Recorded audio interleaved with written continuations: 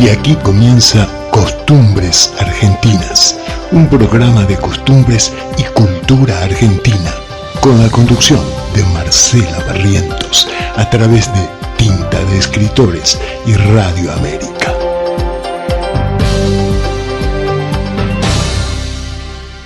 Hola, soy Marien y bienvenidos a Latin Lit. Hoy vamos a hablar de uno de mis libros favoritos, que es Rayuela, de Julio Cortázar.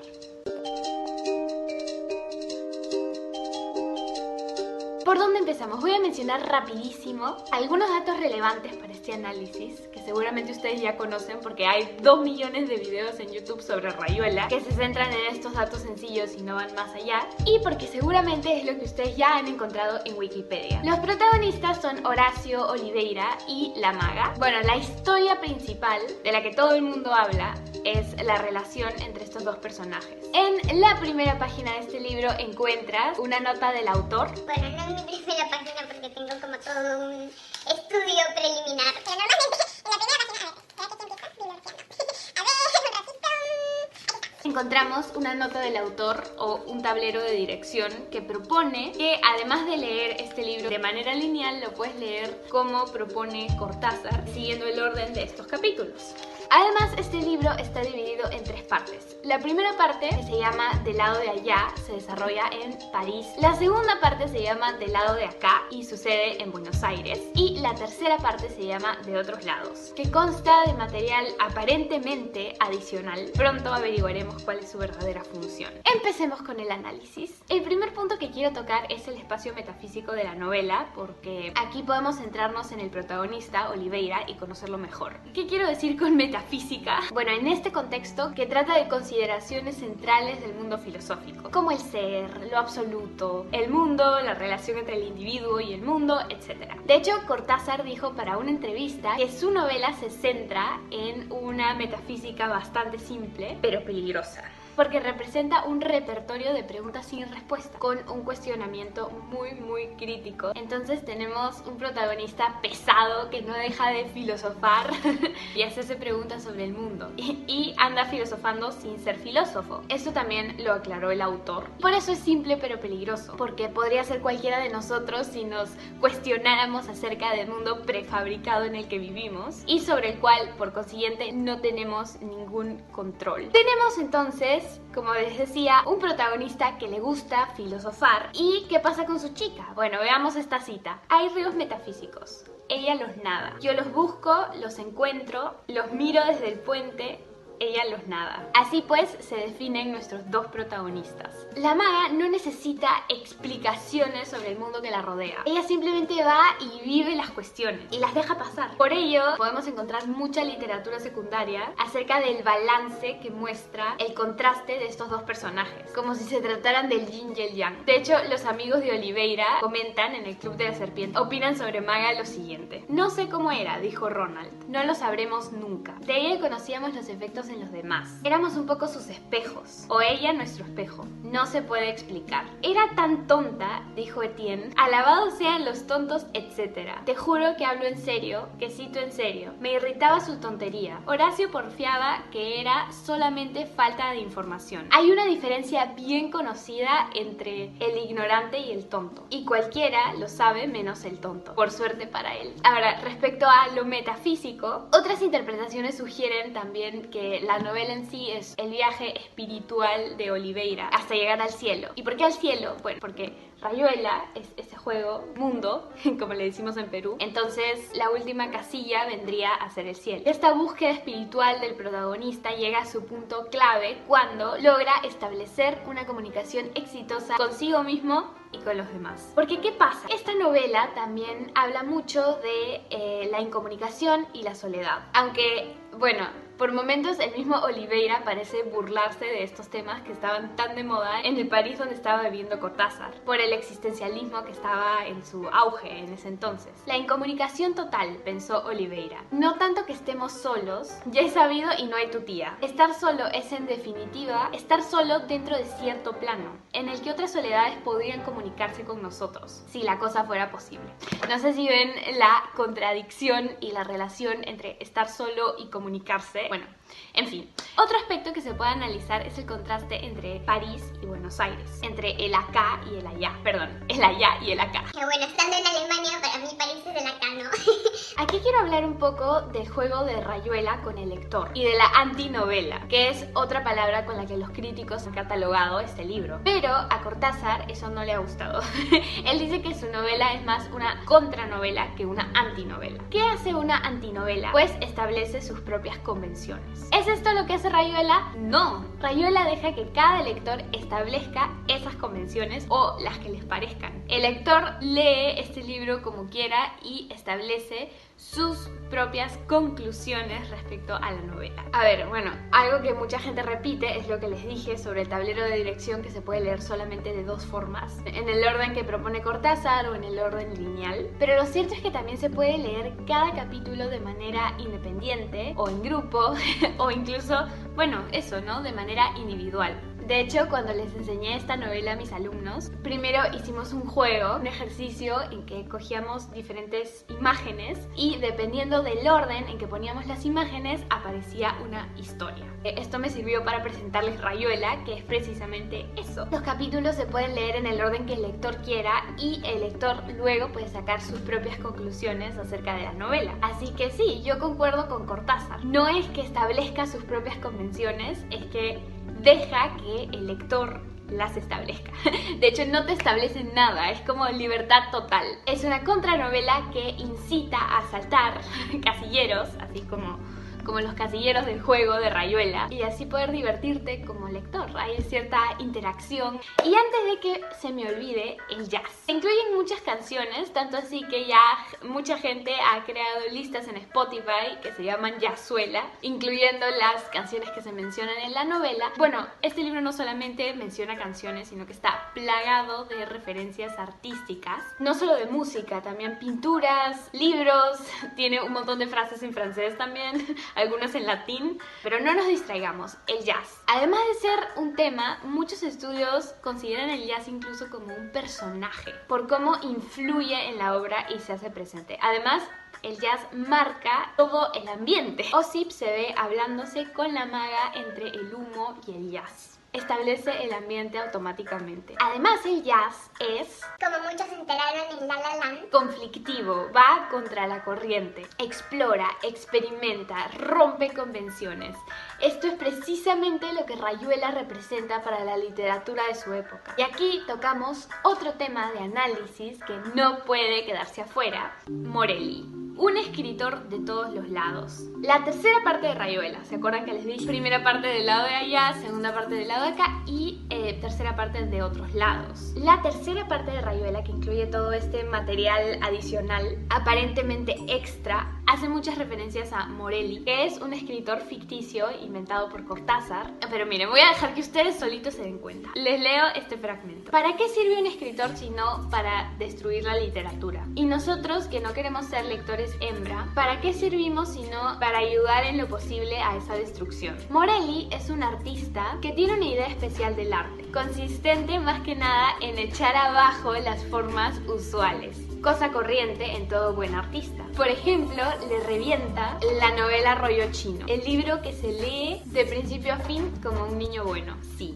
Morelli funciona como alter ego de Cortázar, dándole a la novela un nivel metatextual, metanarrativo. Y a través de Morelli critica los estándares no solo de la novela como género, sino también del lenguaje en sí, que de hecho el lenguaje es percibido como algo que limita al escritor. Así que Rayuela es precisamente una lucha de Cortázar contra las normas establecidas. y esto nos encanta.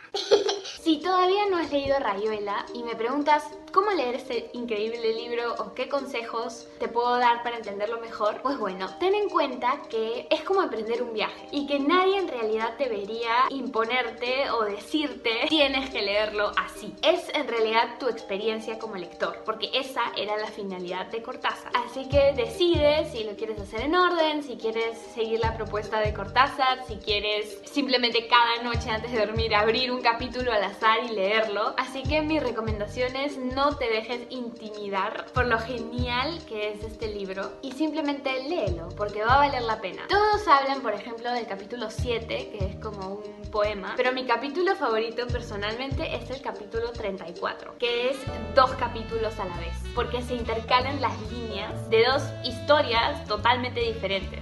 Miren este fragmento. En septiembre del 80, pocos meses después del fallecimiento de mi pa y las cosas que lee, una novela mal escrita, para colmo una edición INDRE, resolví apartarme de los negocios cediéndolos a otra casa extractora.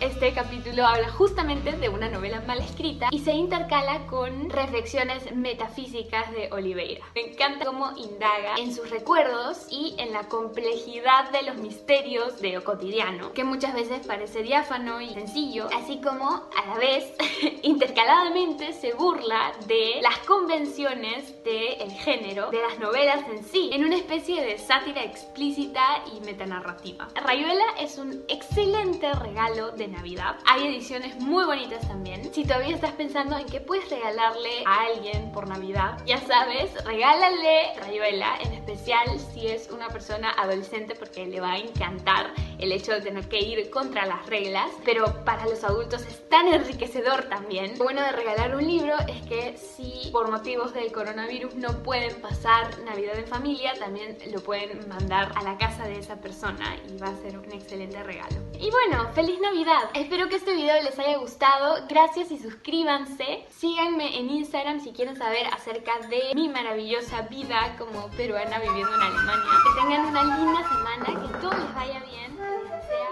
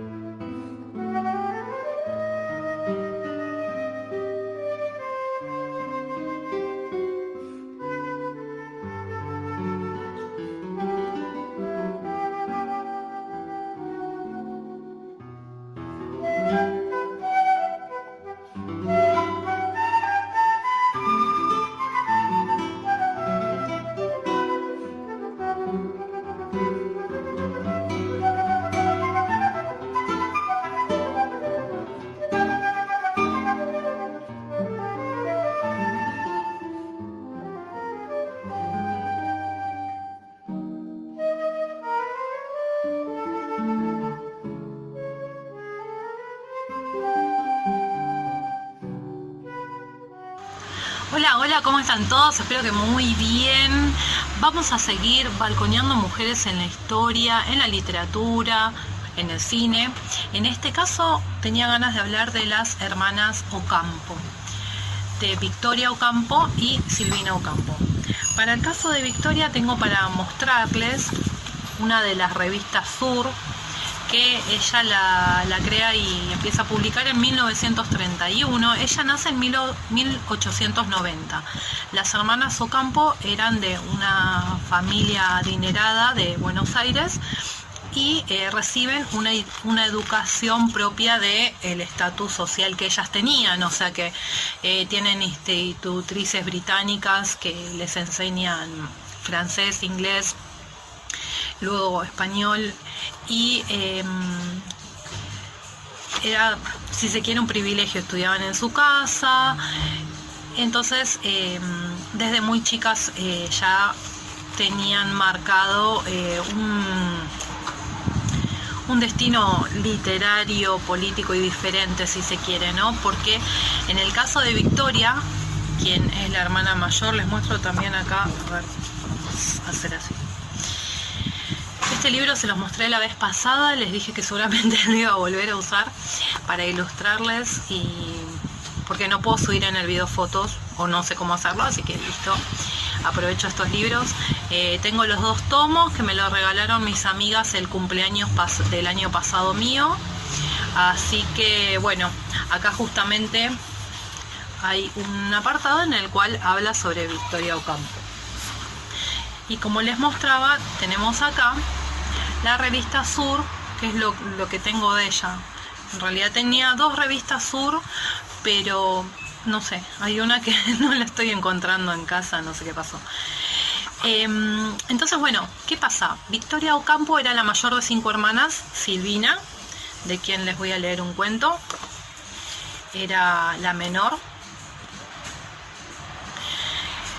Y Victoria se dio cuenta de que vivía como en una especie de cuna de oro y quería escapar un poco, ¿no?, de los mandatos que siempre se esperaban de las mujeres, el rol que tenían que ocupar, qué podían hacer y qué no. Se dice que desde muy chica siempre fue una lectora voraz, pero llega un punto que la literatura como punto de escape no es suficiente y se da cuenta que le gustaba el tema de la actuación y pensó quizás seguir algún grupo de teatro y convertirse en actriz, a cuyo idea obviamente el padre se opuso rotundamente, llegando a decirle de que si hacía eso se suicidaba. Entonces, ¿qué pasa? Victoria se casa, pero no estaba enamorada de su marido y enseguida consigue un amante que tenía 15 años más que ella y es de las primeras mujeres en divorciarse. Alta sociedad, divorcio, tengan en cuenta que estamos hablando más o menos la época de 1920, no era algo común y visto. Ella va a ser amiga de personajes como José Ortega y Gasset, ¿sí? Posteriormente de Borges y de Bioy Casares, con quien se casará su hermana. Tenía muchas libertades, era muy juzgada y criticada porque ella era una mujer divorciada que no tenía prejuicios en tener amantes, lo cual está perfecto. Y fumaba en público, o sea, no se ajustaba al rol de la mujer de la época. Entonces, ¡qué horror! Obviamente la iban a criticar. Y bueno, como les comentaba, para 1931 ella va a fundar esta revista, ¿sí?, la revista Sur, la cual va a contar con colaboraciones de personajes muy importantes. Hasta Gustav Young publicó en ella. Tenemos, acá que algunos pueden conocer, de Argentina, María Elena Walsh, Simone de Beauvoir, Federico García Lorca, Gabriel García Márquez, Pablo Neruda, Virginia Woolf. Un montón han publicado alguna nota, poema, cuento en esta revista.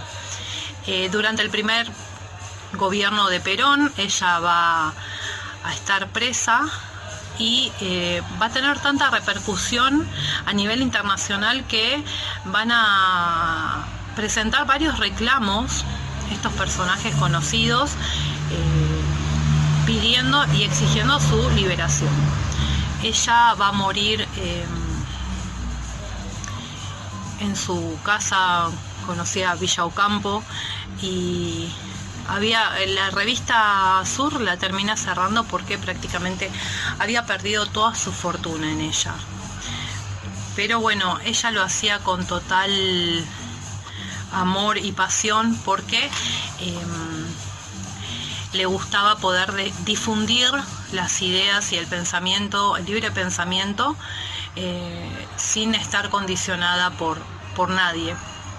Dado que ella era la dueña, podía escribir libremente y brindar libertad a aquellos escritores que quisieran ayudar a otros a pensar con sus escritos, ¿verdad? Bien, les voy a leer un fragmento de algo muy interesante que ella dijo. Bueno, les contaba, ella nació en 1890 y muere en 1979. Les voy a leer. La revolución, que significa la emancipación de la mujer, es un acontecimiento destinado a tener más repercusión en el porvenir que la guerra mundial o el advenimiento del maquinismo. Lo único que me pregunto es si la palabra emancipación es exacta. ¿No convendría decir más liberación? Me parece que este término aplicado a siervos y esclavos se ciñe mejor a lo que quiero decir. Bien, para aquellos que quieran tener una biografía breve pero contundente, los invito a que consigan este libro. Como les digo siempre, es genial para leerlo a nuestros hijos, para que aprendan sobre la vida de las mujeres que en este caso Felipe Piña nos cuenta en su libro. Y vamos con un poquito de Silvina Ocampo. Silvina Ocampo nace en 1903 y muere a los 90 años en 1993. Ella era la menor de las hermanas, como le contaba, de la familia Ocampo, y también, bueno, se dedicó a las letras, y ella se casa con Adolfo Bioy Casares. Este librito tiene muchos de sus cuentos completos. Este es el volumen 3, y les quería leer Los libros voladores. Voy a poner pausa y lo voy a hacer en otro video, me parece. Bueno, voy a intentar a ver si llegamos acá. Los libros voladores. Había muchos libros en aquella casa, tantos que nadie pudo contarlos, porque todos los días aparecían nuevos ejemplares que se ahogaban en los anaqueles, que se alojaban en los anaqueles sin que supieran quién los traía ni dónde estarían. Pero de noche los libros seguramente se levantaban, cambiaban de sitio o se juntaban para parecer más numerosos. Entonces yo, con una curiosidad ridícula, resolví mirarlos en la tenue oscuridad para ver en el silencio si se movían, en cuanto empecé a sospechar. ¿Qué pasaba con esos libros de noche, cuando el sol se acostaba, los sonidos de la calle morían meticulosamente y las hojas, que no eran hojas sino páginas, se movían con rumores de alas y de nidos en los estantes? A mi hermano le gusta jugar con ellos, pero papá dice que es un pecado y me mira a mí. Yo tenía 5 años, mi hermano 7 y el resto de la casa eran personas mayores. En lugar de mesitas teníamos libros apilados. En lugar de banquitos, sillones, sofás o sillas, teníamos libros. Y en lugar de tener ropa y los zapatos en los roperos, teníamos libros dentro de los roperos. Todo el mundo cree que somos desordenados y no se equivocan. Llegó un momento en que ni siquiera la cocina sirvió para cocinar.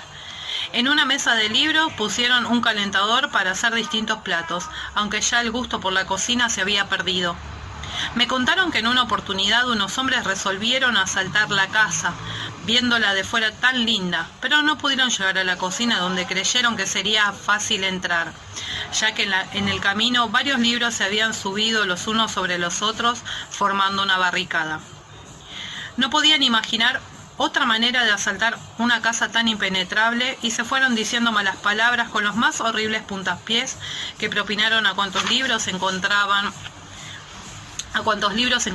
grandes, chicos, de papel de Biblia, de papel de arroz, de papel de diario, de papel tornasol, de papel de pluma, de estraza, de madera, de tisú, de papel grueso y ordinario para niños.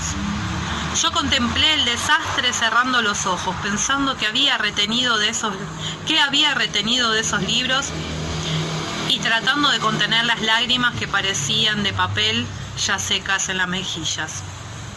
Fue entonces cuando nuestros padres resolvieron que nos mudáramos de casa y nos instalamos en un departamento con jardín. Porque éramos ambiciosos, regalamos los libros para una biblioteca que llevaría nuestro nombre.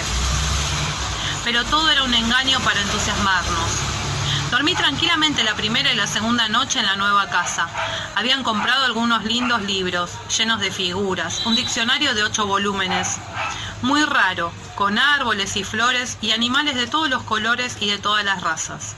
Yo pensaba que esos libros no ocuparían lugar, entonces me dediqué a mirarlos con mayor interés. No salía a pasear ni iba al cine para mirarlos, para imaginar qué pensarían al ver cómo yo los chocaba en los desvanes de la casa, en los lugares más solitarios y vacíos. ¿Dónde estarían los libros pornográficos? Eso me preocupaba un poco. El tiempo fue pasando. Yo apenas lo sentí. ¿Cómo podía imaginar que en tan poco tiempo se acumularía un mundo de libros, todos idénticos a los anteriores, con las mismas tapas, las mismas primeras hojas, las mismas enormes, resignadas apariencias? No podía creer que el tiempo tan ingenioso hubiera pasado y que me viera preso en un mundo idéntico al anterior y acorralado de nuevo en una desordenada biblioteca. Siempre hay que temer las ocurrencias del tiempo. Desde mi nacimiento lo sentí.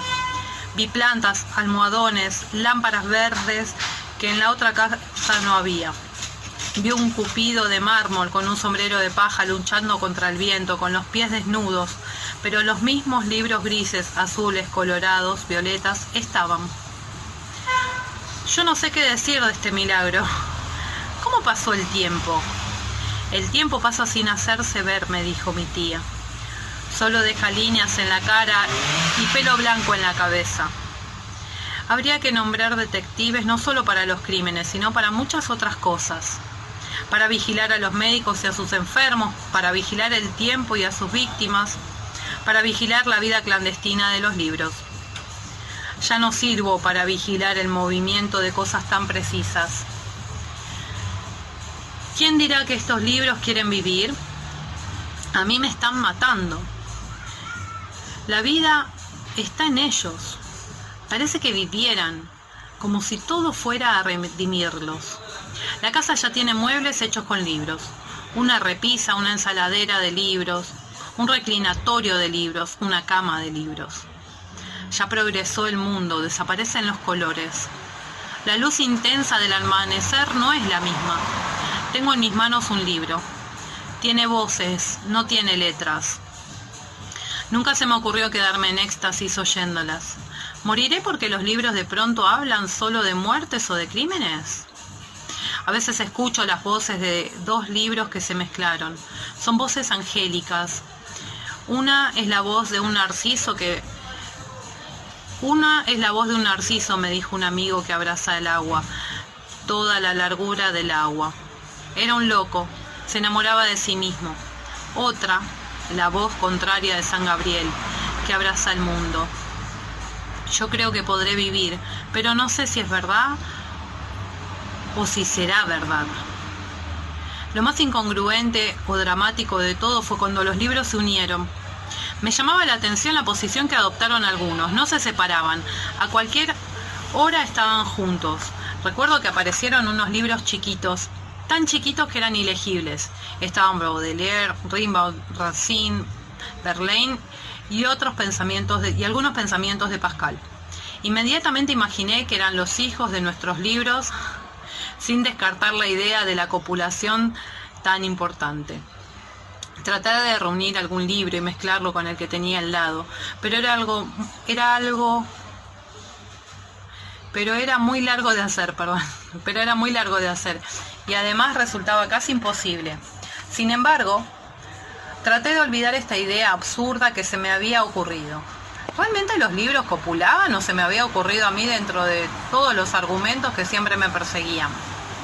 Fue entonces cuando mi padre buscó a un psicoanalista para que me analizara. Yo tendría 7 años. La idea le parecía demasiado inocente y complicada, casi peligrosa. Mezclé a escritores de diferentes épocas o edades. Resultaron muy pintorescos, pero nunca salió un recién nacido de estas mezcolanzas, ni nada que pudiera parecerse a la realidad. Tuve que admitir que me había equivocado y renunciar a mi fantasía. Yo era demasiado chico. Un día el cielo se llenó de nubes y la casa estaba a oscuras. Iluminados por relámpagos, los libros no cesaban de aumentar. Hablaban, discutían con fervor, con esa tremenda voz que tienen las personas cuando se enojan. No puedo decir que tuve miedo. No podía sentir miedo ante semejante disparate. ¿Estaría soñando? Nunca siento que sueño cuando ocurre algo anómalo.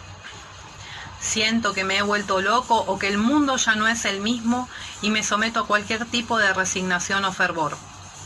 Vi que los libros se movían, que la agitación era profunda como en las manifestaciones políticas. Comprendí que algo terrible sucedía. Me acerqué a 2 libros que estaban moviendo las primeras páginas con pasión. Hablaban de suicidio colectivo.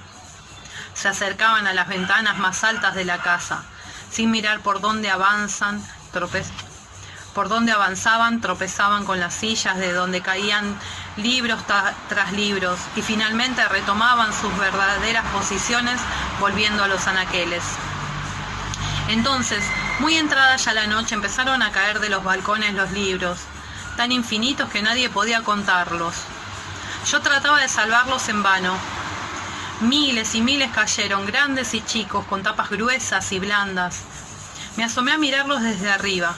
De pronto sentí que morían. Montones de libros en el suelo, sobre flores caídas, sobre el barro, en todas partes. Hasta que el último que vi comenzó a volar como un extraño pájaro. Y así, uno tras otro, hasta que el cielo se cubrió de una extraña nube. Bajé a la calle. El pueblo se había reunido para ver la nube de libros voladores. Vieron también otro montón de libros sin alas en el suelo. Y eran tal vez más numerosos que los anteriores, como aquellos que volaban con tanto alborozo. Alguien preguntó, ¿y estos libros? Son los libros que nadie supo escribir. ¿Alguien pudo leerlos? Nadie supo leerlos. Fue como si empezaran a leer. Por eso los quemaron, hicieron grandes fogatas de libros. ¿Por qué no sabían escribir aquellos que los escribieron? No sabían lo que era un adjetivo, ni un verbo, ni un pronombre. Pero algo tenían que decir. Eso no bastaba. Tenían que escribirlo de un modo lógico, de un modo claro, de un modo perfecto. Todo había cambiado. Los buenos libros no servían. Lo atribuyeron a causas políticas. Servían como caja de bombones cuando venían las polillas. ¿Cómo matarlas sin matar los libros? ¿Es tan difícil escribir? ¿Más difícil que vivir? Menos arduo pero más difícil. Más divertido, menos real, menos cierto. Saltó Isis y casi que nos hace caer el libro. Ahí está. Hay que conformarse. Vamos a ver qué hacemos con los libros que quedan, porque ya la casa vuelve a llenarse de libros. No son perros, no basta decirles fuera de aquí. Nunca se van ni se irán. ¿Acaso se acostumbraron? Pero ahora existe la televisión. Nuestra casa se llenó de cassettes. Es lo único que faltaba. Yo defiendo los libros hasta la muerte. Dejaré de ser chico, seré grande y llevaré bajo el brazo un libro. Es tan decorativo, tan cómodo. Si alguien me pregunta, ¿qué haces? Contesto, estoy leyendo. ¿Tenés los ojos bajo el brazo? Idiota. Bien. Muy bueno.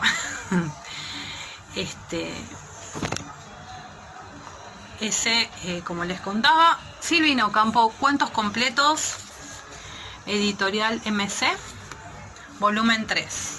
A ver, Isis quiere mimos, así que ahora les voy a hacer otro videito donde les voy a mostrar mis autorregalos de cumpleaños. Una historia que reúne a los músicos más importantes de la Argentina, por lo menos de todos los tiempos, ¿o no? Totalmente. Y vos imagínate, una comida donde estén Piazzolla, Atahualpa Yupanqui, la negra Mercedes Sosa, que estuviese también Jairo y un montón de artistas más en una misma mesa reunidos. Esto se daba en la casa de un argentino en Francia. En París. En París, específicamente en París. Hoy se estrena una película que se llama Tango en París, donde cuentan un poco esto, los recuerdos de Piazzolla en esa casa tan emblemática y los recuerdos de ese matrimonio, ¿no? José Pons y Jacqueline Pons. José era mendocino, la conoce a ella en un vuelo porque ella era azafata, se enamoran perdidamente y se casan, se van a vivir a París. Ahí se empieza a generar como una bola de nieve, cae un músico, le dice al otro, che, no, cuando vayas a París anda a visitarlo a José. Che, y vos también. Y así empezaron a ir cada vez más, y se armó, era como obligación. Pero fue importante esa reunión en tiempos del exilio. Fue importante en tiempo del exilio porque Mercedes Sosa se instaló en la casa de los Pons cuando se fue de nuestro país en épocas de la dictadura. El resto de los músicos iban cada vez que tenían oportunidad, iban porque ahí, según nos cuenta Jacqueline, que ella está en nuestro país, ahí era donde eran felices. Vamos a verlo.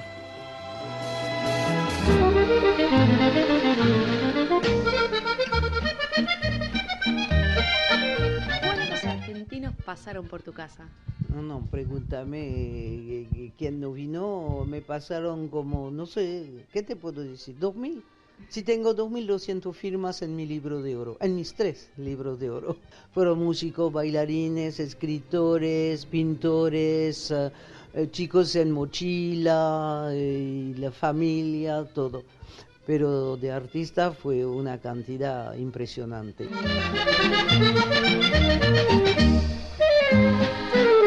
Tenía un amigo, vengo de parte de fulano, viene de parte de fulano, viene, entra por favor.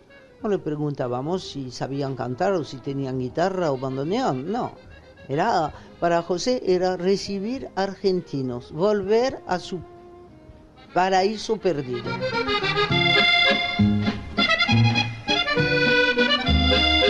¿Qué artistas te acordás que pasaron ahí por esa casa? No, pregúntame quién no vino, va a ser más fácil, ¿eh? Astor, Atahualpa, Mercedes, Jairo, y todos los pintores, Pérez Celis, Soraya Ardona, todos los escritores, vino Carlos Alonso, vinieron todos, vino Ariel Ramírez, vino, ¿qué te puedo decir? Es infinito, María Elena Walsh, Eladia Blázquez, Susana Rinaldi, todos vinieron.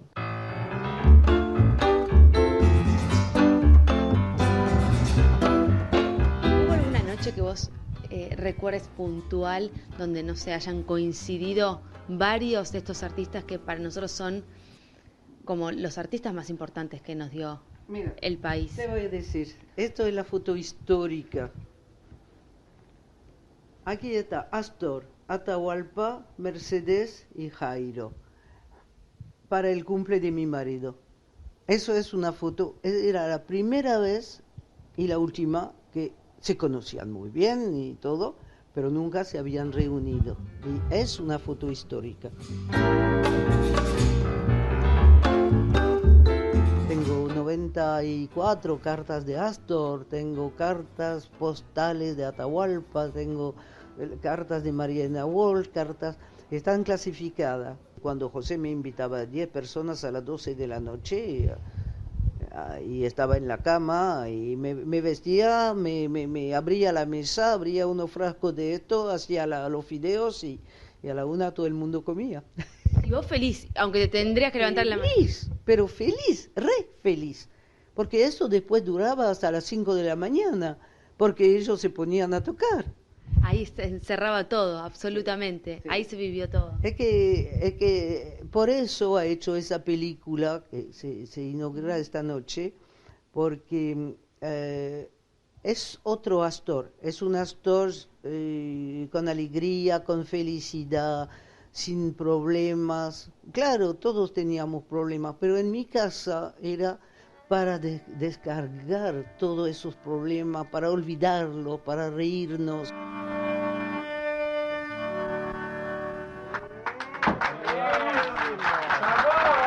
Nosotros hemos vivido el Astor familiar, el Astor de la familia, ¿viste? ¿Y Atahualpa?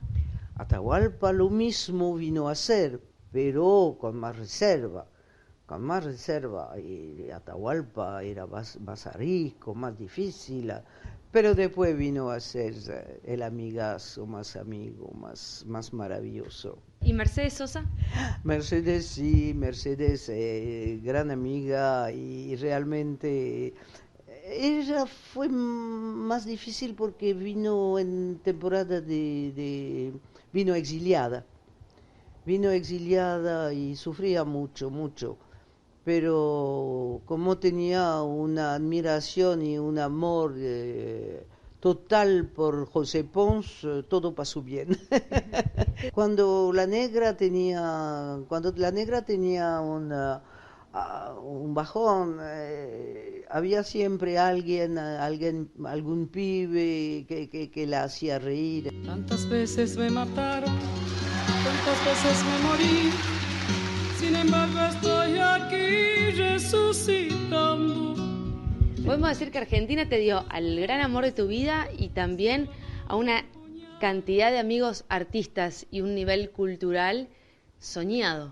Fue la suerte de mi vida de encontrar a José, porque si no, no hubiera conocido esta vida, no hubiera conocido esta vida. Todos venían y todo recomendaba, anda a ver a José, anda a ver a José Pons. Me costó mucho esto fue un poco el machismo argentino, anda a ver a José Pons.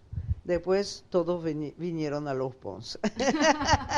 Cantando al sol como la cigarra, después de un año bajo la tierra, igual que sobreviviente que vuelve de la guerra. Fue tan importante ese espacio al que concurrieron músicos emblemáticos argentinos como Piazzolla, como Mercedes y como Yupanqui, además del resto, que hay una película que se estrena hoy sobre esa historia. Sobre esa historia, sobre los recuerdos específicamente de Astor Piazzolla, que se está estrenando en este momento en el Centro Cultural Kirchner y que seguramente después va a seguir exponiéndose y cada uno lo va a poder ir a ver. Lo que hay que destacar es el gran corazón, ¿no?, de Jacqueline, de José Pons, que incluso Jacqueline hoy, en esa misma casa donde recibía a todos estos artistas, sigue recibiendo gente. Cada turista que quiera ir a París la llama por teléfono y si ella sigue recibiendo gente. Se puede compartir en el cine. Gracias. Hola a todos, bienvenidos al canal. En esta ocasión voy a recomendar algunos libros para empezar a leer a Ernesto Sábato. Ya hice un video de Sábato en los inicios del canal donde hablaba de sus novelas, se los dejo aquí en la i por si quieren pasar a verlo. Y para entender un poco a Ernesto Sábato hay que pensar en que él fue un matemático, un físico. Fue doctorado en física y matemática en la Universidad de La Plata y llegó a la cumbre de su carrera, a la cumbre que cualquier físico hubiese querido en esos tiempos. Fue becado para hacer experimentos en radiaciones atómicas en el laboratorio Curie de París, y allí, ya en la cima de su carrera, muy joven él, se dio cuenta, sintió el vacío existencial y se dio cuenta de que la ciencia, como la estaba creando o manipulando el hombre, iba a terminar acabando con la vida en el planeta y acabando con la humanidad. Ese ha sido, desde ese momento, ha sido el pensamiento que ha inundado toda la literatura de Ernesto Sábato.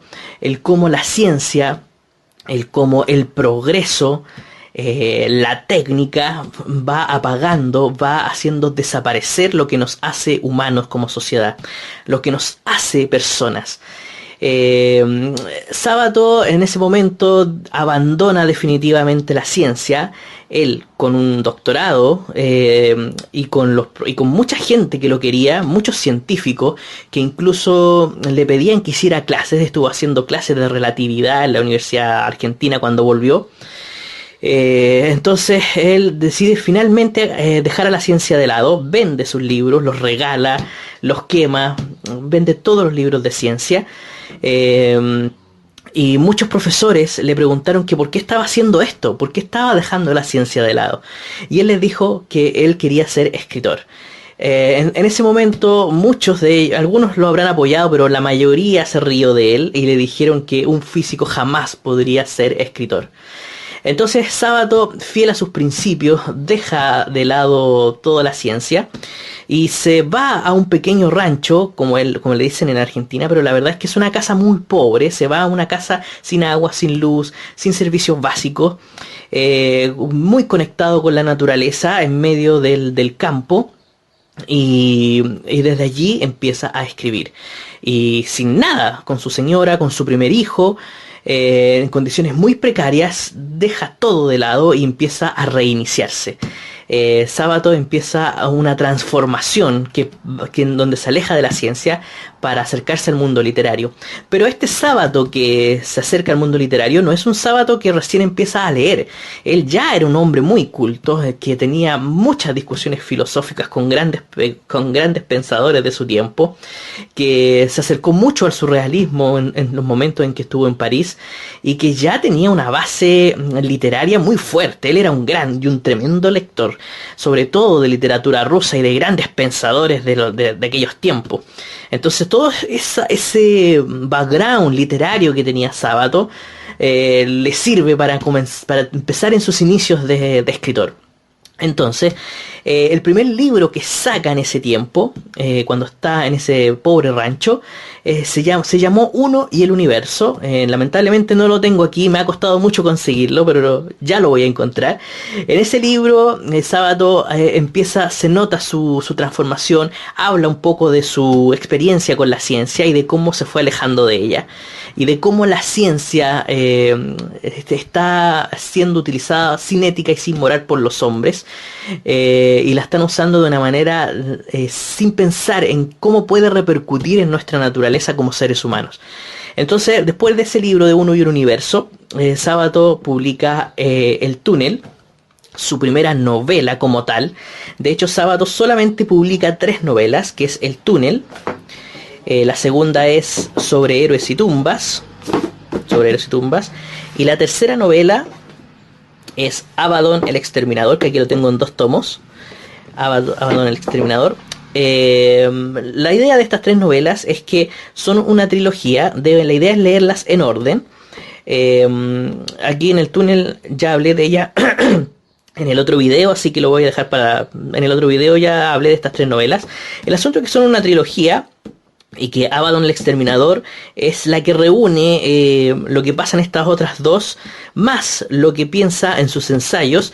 Yo diría que Abaddon el Exterminador es la novela final de Sábato, que no solamente reúne lo de las anteriores novelas, sino también el pensamiento que de toda su literatura o de toda su filosofía, aunque a él nunca le gustó que le dijeran filósofo.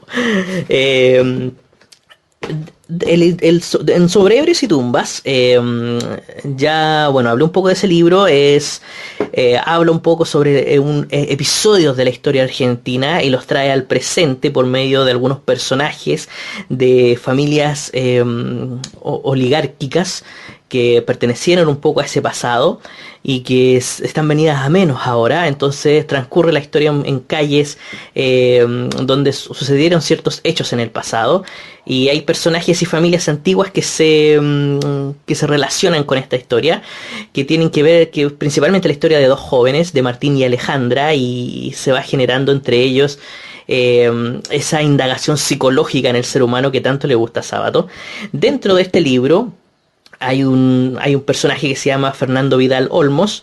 Este personaje es como una especie de demonio que está dentro de la mente de Sábato y que lo saca de su cabeza, según él mismo, y que lo coloca aquí en el libro como para poder deshacerse de él de alguna manera.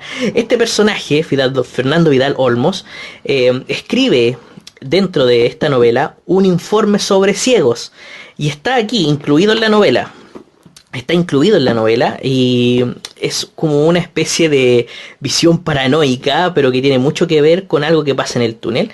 De hecho, es tan importante ese informe sobre ciegos que se hizo una edición especial, se ha sacado una edición especial solamente de ese informe escrito por uno de estos personajes de Sábato. Así que en lo que es novelas, esto sería como las únicas novelas escritas por Ernesto Sábato, las 3, incluido el informe sobre ciego que está dentro de Sobre Héroes y Tumbas. Entonces, ¿por qué novela empezar? ¿Por qué novela yo recomiendo empezar? Obviamente por El Túnel, que es la más conocida de todas, y después por Sobre Héroes y Tumbas, y finalmente con Abaddon el Exterminador. Sábato decía que cuando él escribía, él ponía tanto su corazón como su mente. Era una mezcla de del desorden que existía en su alma. Era como su caos existencial lo pasaba a la novela. En cambio, sus ensayos eran solamente de la mente. No tenía que ver con su caos existencial, no tenía que ver con los problemas que tenía interiormente él, sino que era un análisis más frío, un análisis más mental de la situación del hombre que tanto le preocupaba. Ernesto Sábato fue un hombre muy lúcido, un hombre que sabía y conocía los problemas del mundo y que vivía con ellos constantemente. No era un hombre que podía evadir esos problemas, que podía desentenderse de ellos. A él lo atormentaba el hambre en el mundo, lo atormentaba cómo usaban a los niños de esclavo, le atormentaba el trabajo infantil. A Sábato le atormentaba lo que podría pasar con los jóvenes. Por lo mismo, él recibía muchas cartas de jóvenes, de niños, que le pedían ayuda, le pedían consejos y él las contestaba. Era un hombre muy, pero muy preocupado por el mundo y por nuestra sociedad que se estaba yendo abajo y que lamentablemente lo que él profesaba, lo que él profetizaba, realmente está sucediendo. Como primer ensayo, bueno, ya lo decía ya en el inicio del video, Uno y el Universo sería como una buena opción, es como lo primero que escribió Sábato, pero la piedra angular de todo su pensamiento está en este librito que se llama Hombres y Engranajes. Leyendo Hombres y Engranajes uno puede entender cuál era el pensamiento, la postura de Sábato. Para él, aquí está su principal teoría, que se llama la cosificación.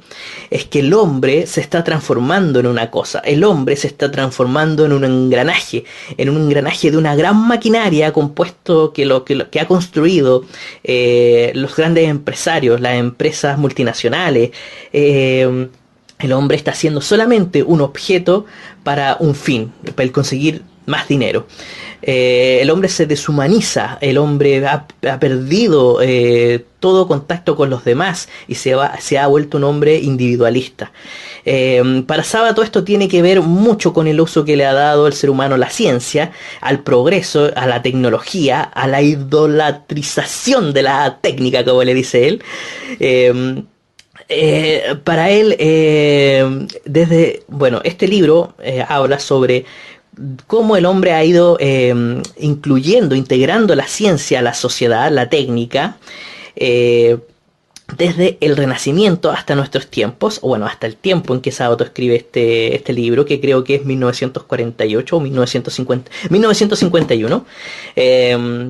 Entonces hace todo, se va hacia atrás en el pasado, habla del Renacimiento y de cómo va el hombre integrando estas nuevas tecnologías y cómo va haciendo al hombre cada vez, lo aleja de todo entendimiento y la ciencia se va volviendo más abstracta y se va alejando hacia un Olimpo inalcanzable en donde el hombre concreto, el hombre real, el hombre que camina en la calle no puede comprender lo que está pasando en los grandes laboratorios de tecnología, o en los grandes laboratorios de ingeniería.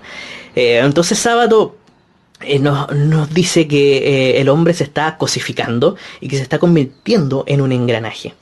Esto sería como el primer libro que yo recomendaría para leer a Sábato, pero es un poco denso. Es cuando él tenía alrededor de 38 años escribe este libro y es bien sesudo, es muy sesudo para hablar Sábato en la mayoría de sus ensayos. Él aplica muchos conceptos y se respalda de lo que dicen muchos grandes pensadores y filósofos de su tiempo y de tiempos pasados.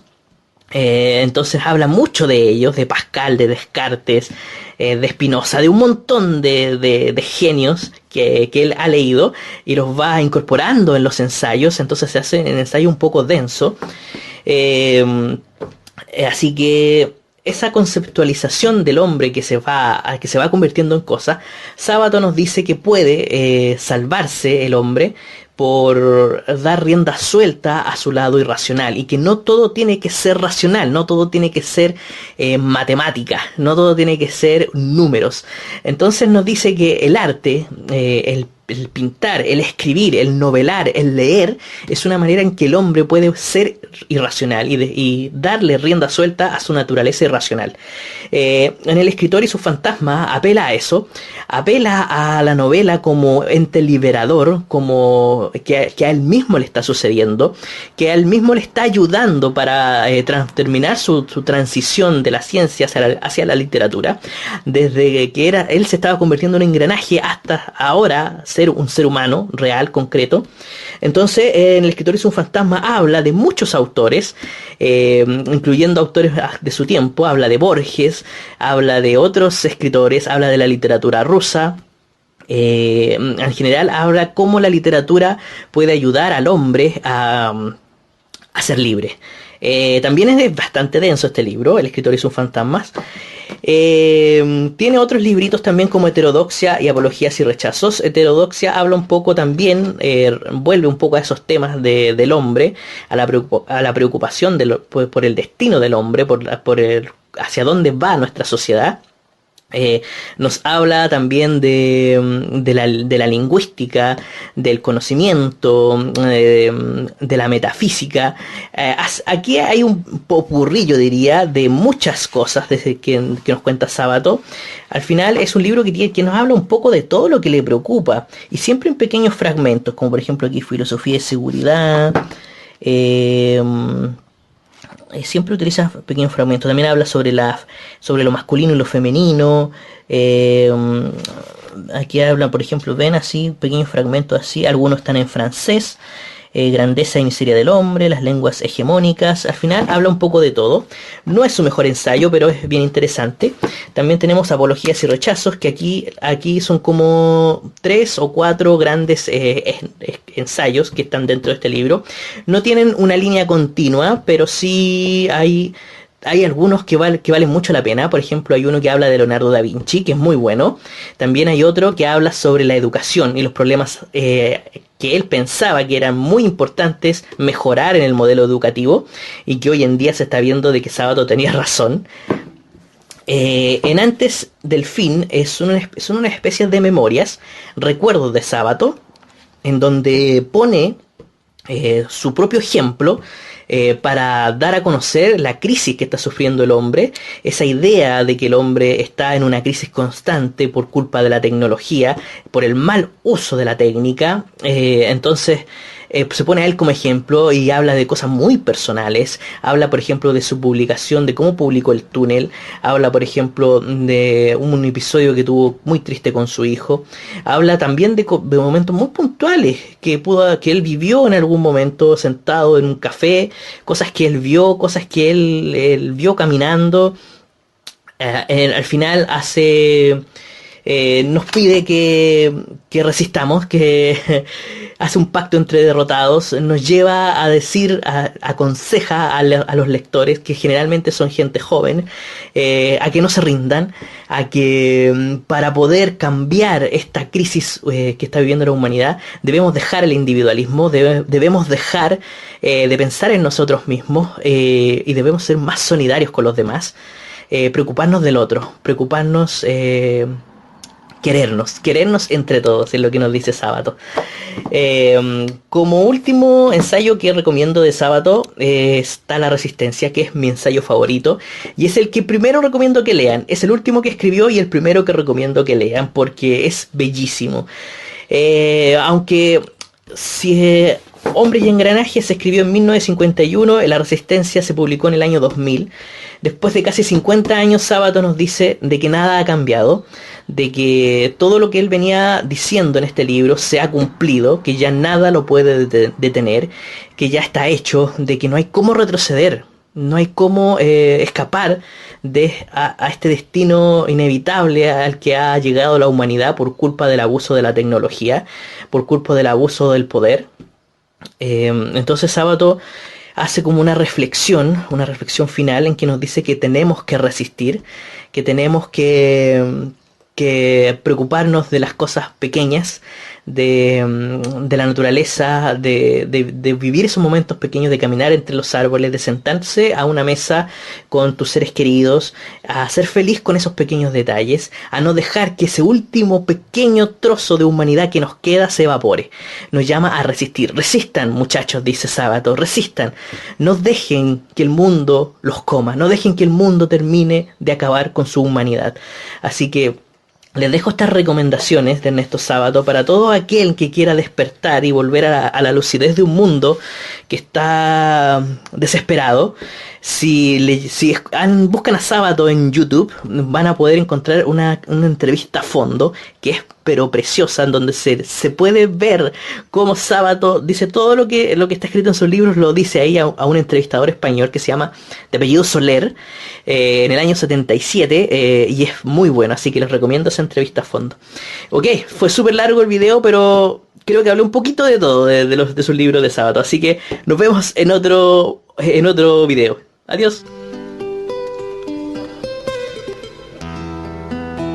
pregunté a un periodista, ¿cuándo venís? ¿Por qué venís? ¿Qué decide que vengas a un lugar? Y le dije que vengo cuando hay que venir, a decir lo que hay que decir. Fundamentalmente que el paraíso no está perdido, sino olvidado. Y que en una eternidad siempre se puede empezar de nuevo.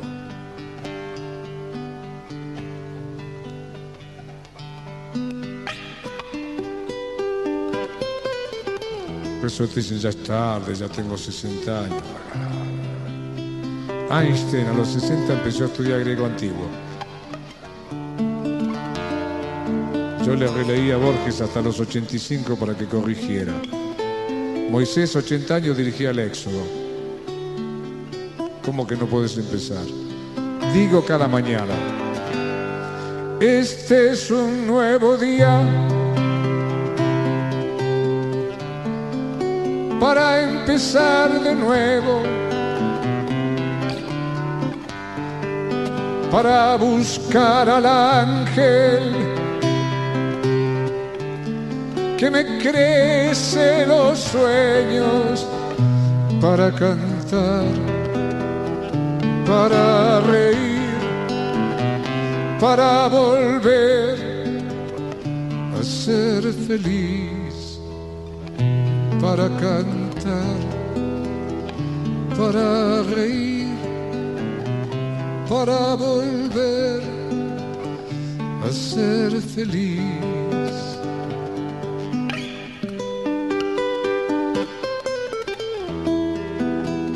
Cada mañana es la canción que canto cada mañana. Le doy las gracias y me digo, ahora vas a ver cómo vas a vivir, porque estoy de novio conmigo.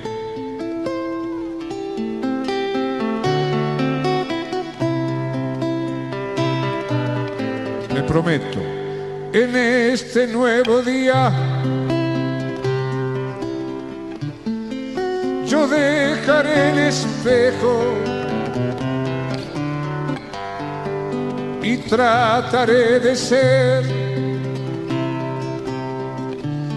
por fin un hombre bueno. De cara al sol caminaré y con la luna volaré. De cara al sol caminaré y con la luna volaré.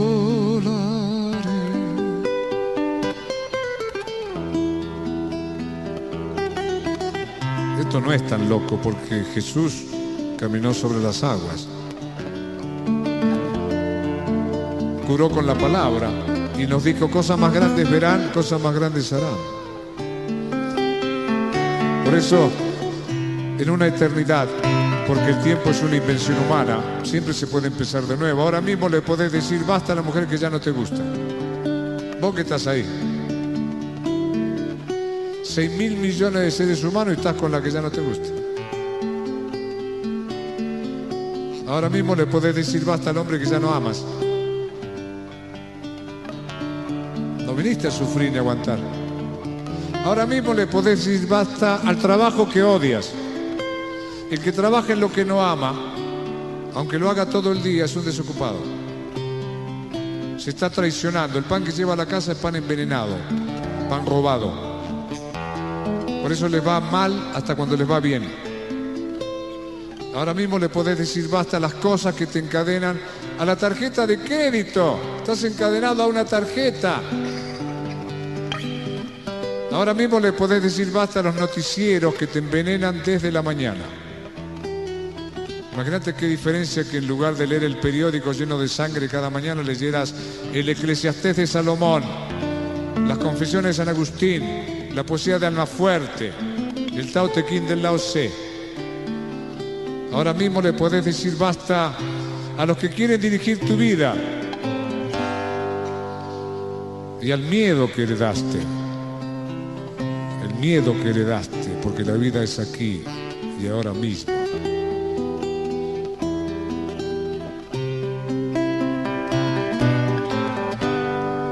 Este es un nuevo día, siempre lo es, para empezar de nuevo, para buscar al ángel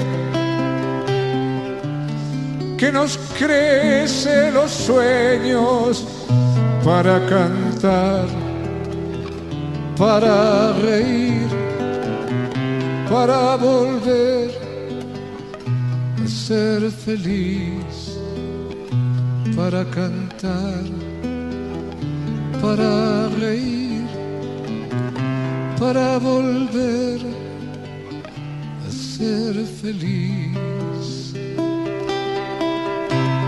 Además lo tenés que hacer ahora. Yo les daba la sorpresa a mi madre, yo nunca viví con ella. Me fui a los 9 años y éramos muy amigos, pero siempre iba de visita. Yo sabía que ella esperaba que algún día yo me quedara un rato largo. No me lo pedía, pero yo sabía. Y dije, le voy a dar la sorpresa. Voy ahí, me va a preguntar cuántos días te quedas y voy a decir, me voy a quedar un año con vos. ¿Te imaginas? ¿Qué regalo le hacía y qué regalo me hacía? Llegué a las 8 de la mañana, había muerto 8 menos 10. Anda ahora. A las 8 llegué, 8 menos 10 había muerto. Anda ahora. Anda ahora y arregla el pleito con tu viejo. No podés tener un pleito con tu viejo, no se puede vivir en paz así. Al que tenés el problema que arreglar, no mandes al abogado, anda a buscarlo vos ahora. Y donde tenés que pedir perdón, anda ahora. Nadie sabe cuándo es mañana. Yo era el hombre más feliz del mundo a las 11 de la mañana. A las 2 me enteraba que había muerto mi mujer y mi hija por un vuelo que llega tarde. Anda ahora, no es mañana.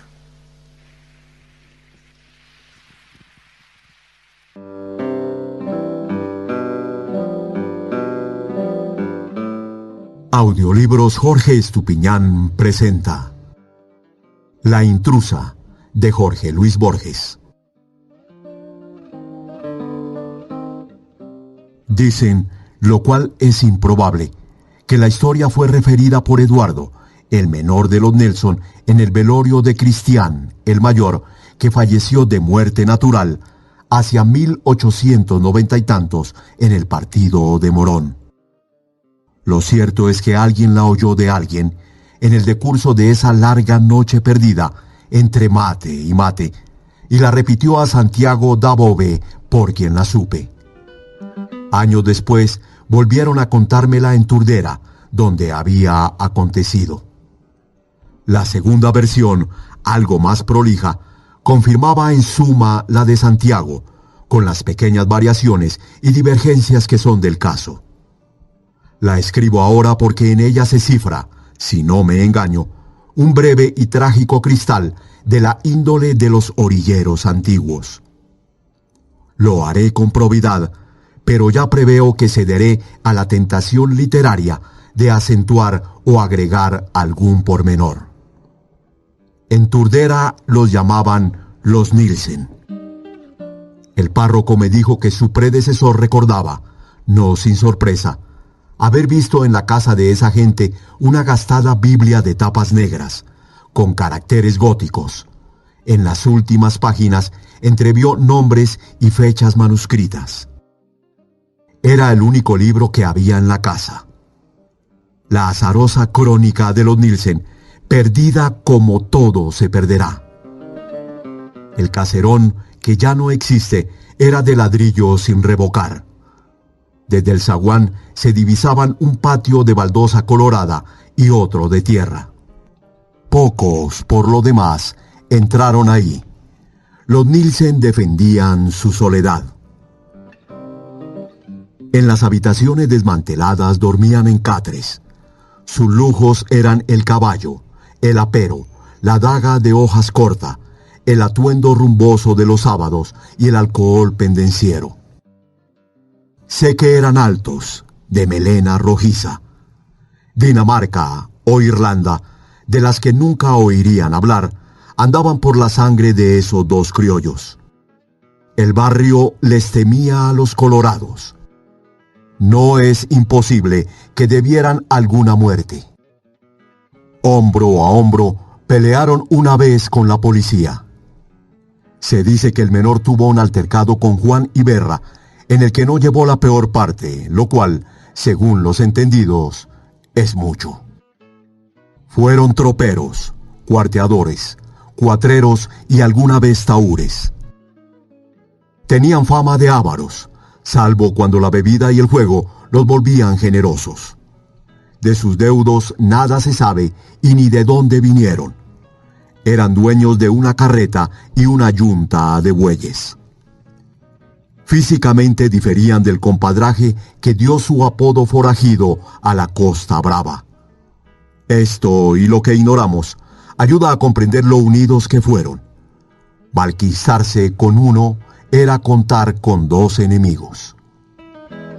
Los Nielsen eran calaveras, pero sus episodios amorosos habían sido hasta entonces de zaguán o de casa mala. No faltaron pues comentarios cuando Cristián llevó a vivir con él a Juliana Burgos. Es verdad que ganaba así una sirvienta, pero no es menos cierto que la colmó de horrendas baratijas y que la lucía en las fiestas. En las pobres fiestas de conventillo, donde la quebrada y el corte estaban prohibidos y donde se bailaba todavía con mucha luz. Juliana era de tez morena y de ojos rasgados. Bastaba que alguien la mirara para que se sonriera. En un barrio modesto, donde el trabajo y el descuido gastan a las mujeres, no era mal parecida. Eduardo los acompañaba al principio. Después emprendió un viaje a Arrecifes por no sé qué negocio. A su vuelta llevó a la casa una muchacha que había levantado por el camino y a los pocos días la echó. Se hizo más hosco. Se emborrachaba solo en el almacén y no se daba con nadie. Estaba enamorado de la mujer de Cristián.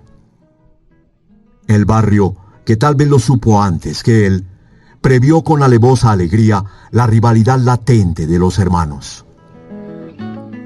Una noche, al volver tarde de la esquina, Eduardo vio el oscuro de Cristián atado al palenque en el patio. El mayor estaba esperándolo con sus mejores pilchas. La mujer iba y venía con el mate en la mano.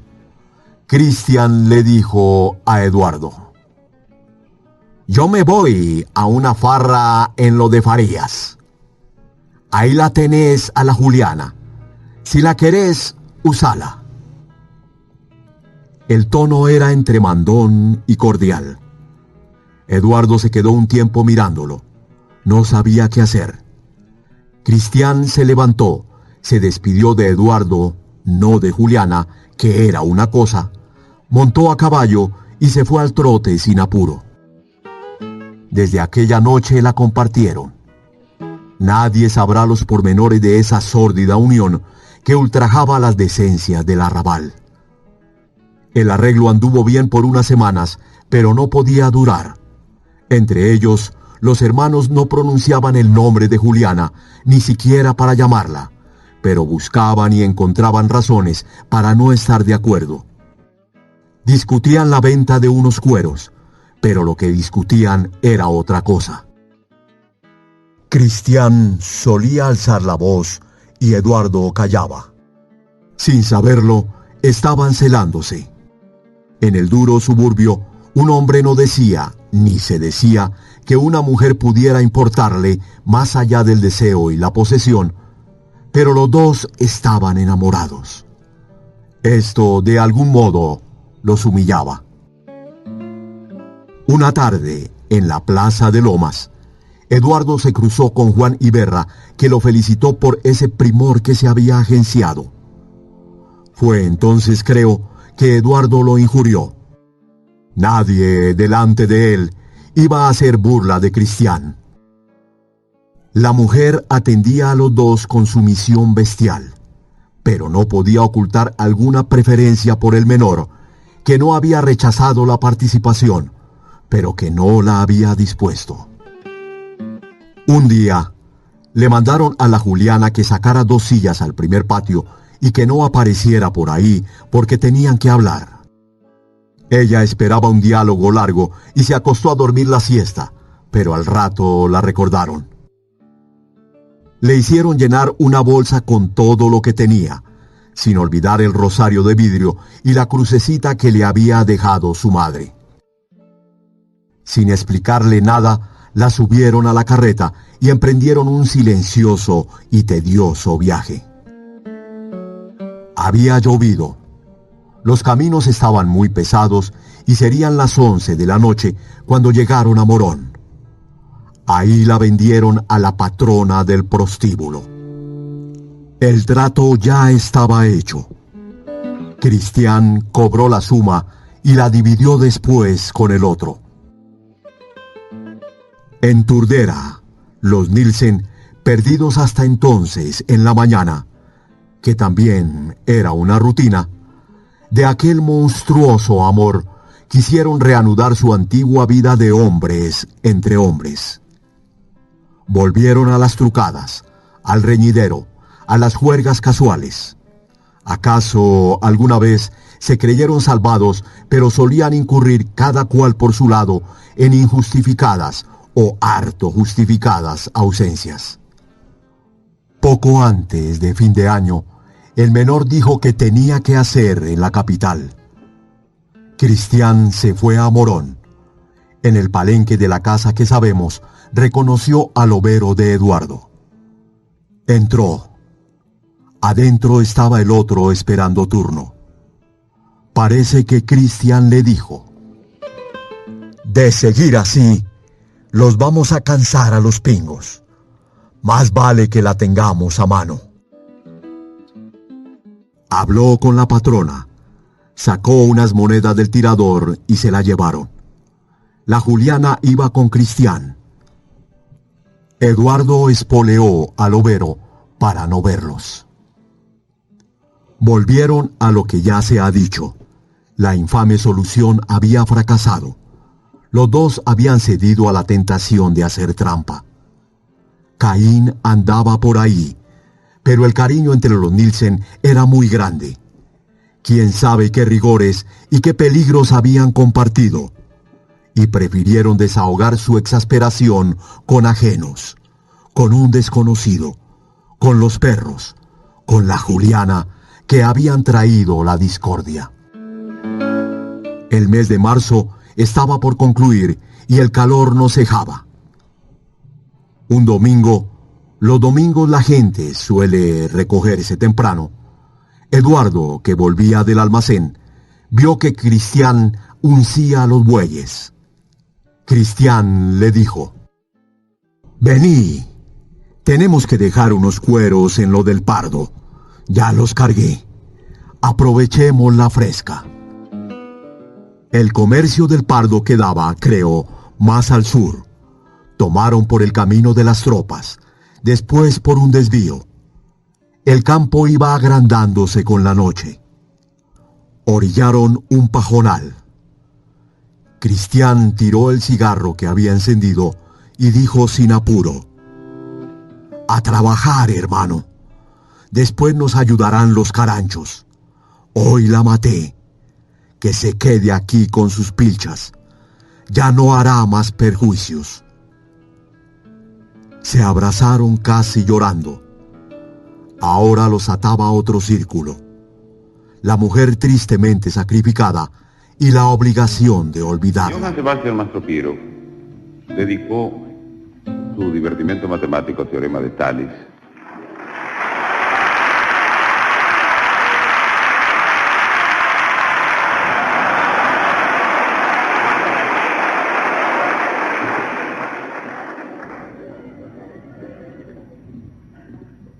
Dedicó Mastropiero su teorema de Tales a su amada condesa Shortshot.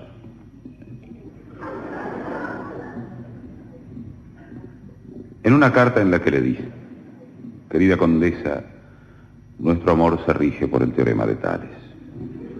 En efecto, cuando estamos horizontales y paralelos, las transversales de la pasión nos atraviesan. y nuestros segmentos correspondientes resultan maravillosamente proporcionales. Son los tiempos de esta obra. Enunciazione in tempo di menuetto, ipotesis agitata, tesis, dimostrazione, ma non troppo, e finale presto con tutti.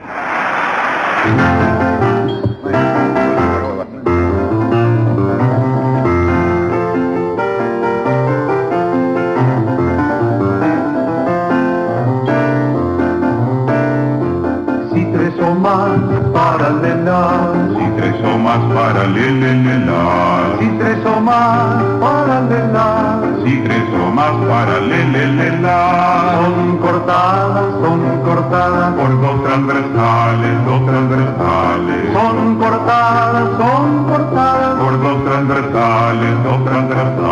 Si tres o más paralelas, si tres o más paralelas, son transversales.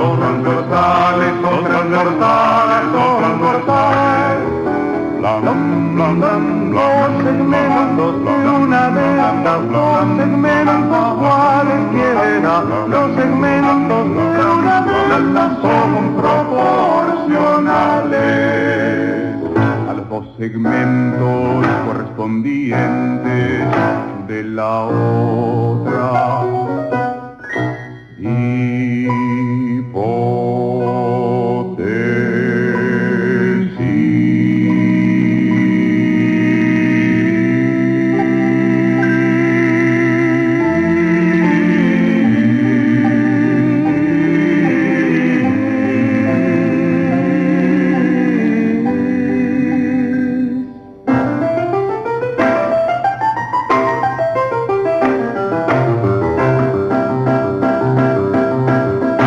B, paralela C, A paralela B, paralela C, paralela D, O pesa PQ, NSNT, O pesa PQ como MNSNT, A paralela B, paralela C, O pesa PQ como MNSNT.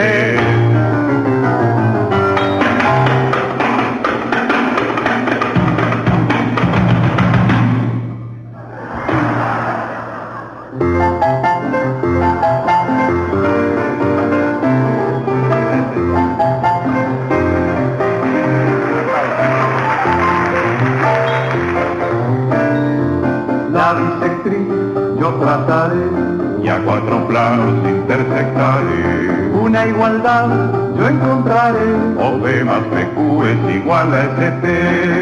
Usaré la hipotenusa. Ay, no te compliques, nadie la usa. Trazaré pues un cateto. Yo no me meto. Triángulos, tetrágonos, pentágonos, hexágonos, heptágonos, octógonos, son todos polígonos. Seno, coseno, tangente y secante, y largo secante y largo tangente. Sale de mi leto. Sale de mi leto. Sale de mi leto. Sale de mi leto.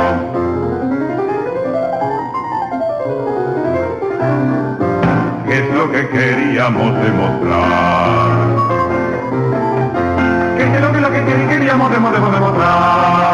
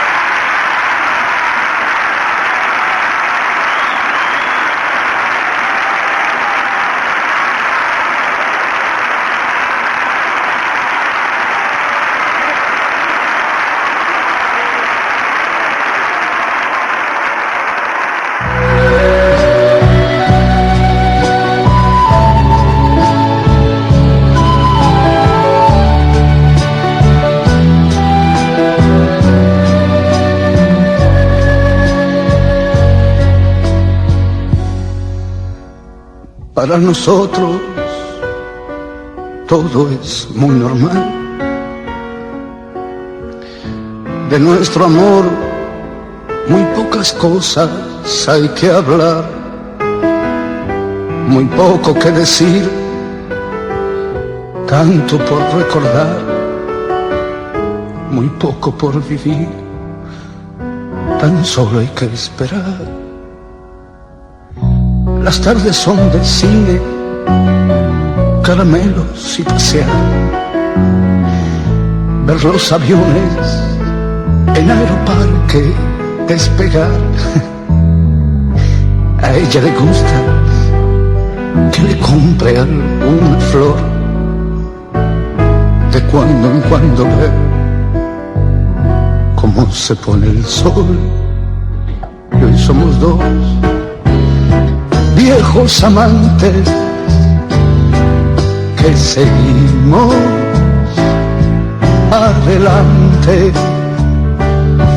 dándole gracias a Dios por el día que pasó. Vamos juntos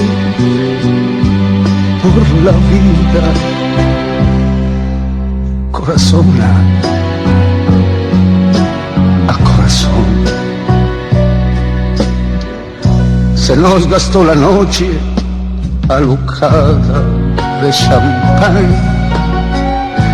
en otros tiempos en que era nuestra la ciudad, cuando los años verdes nos temblaban en la piel,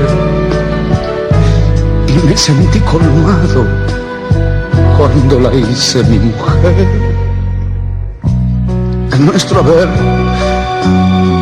no queda nadie en quien pensar, no hay hijos, nietos, nada en que llenar la soledad, ni fuimos la semilla de un árbol que creció, ni existe una familia que formáramos los dos. Y hoy somos dos viejos amantes que seguimos adelante, dándole gracias a Dios por el día que pasó. Vamos juntos por la vida, corazón a corazón. Para nosotros todo es muy normal. De nuestro amor muy pocas cosas hay que hablar. Cuando se llega con el tiempo a nuestra edad,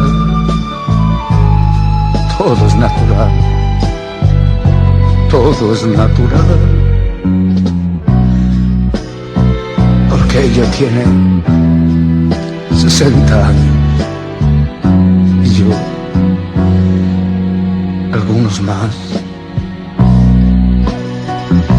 Y hoy somos dos viejos amantes que seguimos adelante, dándole gracias a Dios por el día que pasó. Vamos juntos por la vida, vamos juntos, ella y yo.